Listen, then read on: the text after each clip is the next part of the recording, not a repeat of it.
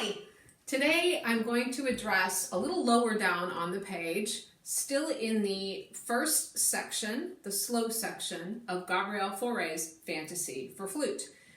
The section I'm going to address is the 30-second notes. They look a little intimidating, so I want to help you work through those on your own.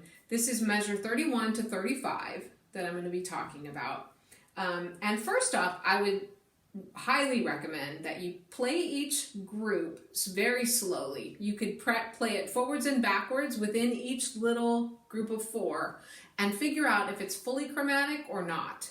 If it's not fully chromatic, the majority of it is, but there are some irregularities, and if it's not fully chromatic, make sure you mark that so you don't expect there to be a chromatic pitch in between where it's actually a whole step. So after you've done that, I would like to advocate turning every group of 30-second notes just into an eighth note.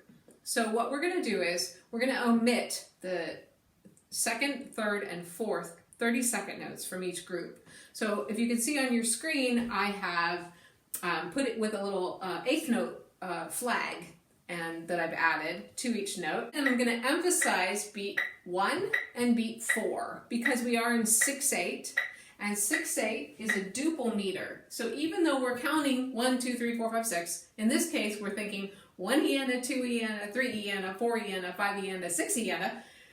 We still want to have 1 iana, 2 iana, 3 iana, 4 iana, 5 iana, 6 iana. It's a tongue twister. So now I'm going to emphasize that.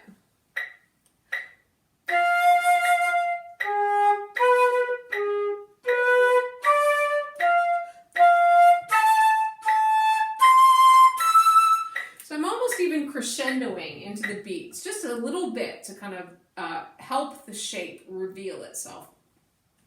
So the next step, after that's comfortable, and after you feel like you can do that almost from memory, just the eighth notes, what I would recommend is just add in 1 or 2 groups per measure. So I want to start with just adding in beat 3 and beat 6 of each measure.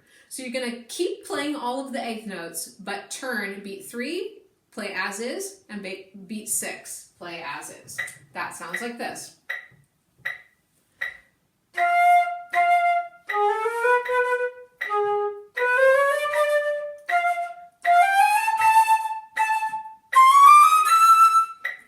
So that's kind of a brain twister, give you a little challenge, especially good instead of coffee in the morning. Make your brain start out right away. And then to keep in mind, keep flipping back and forth and remembering that it's beat 3 is a pickup to beat 4, which is our emphasized beat. So I've taken some poetry symbols and I've used those here to show you. Strong beat is the dash, and then the little curlicue mark that shows a pickup, kind of a pickup feeling. So that would be 3, 4, 5, 6, 1. So you're keeping the idea of 6/8 really strongly in your practice as you're adding this.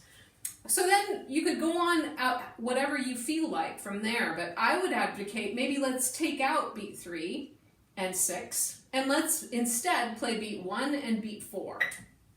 So that would sound like this. The first measure, the beat 1 doesn't happen, so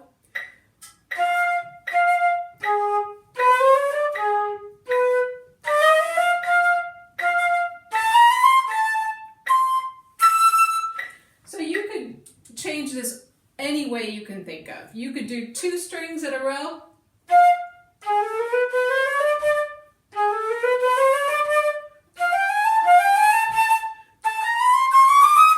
I added in beat 2 and 3 and beat 5 and 6. So it feels like 5, 6, 1, 2, 3, 4. Hitting this section in context is also really important. So the beat emphasis is very important, but it's also important to keep the line going so that you're not overthinking every little beat, because you need it to be very automatic.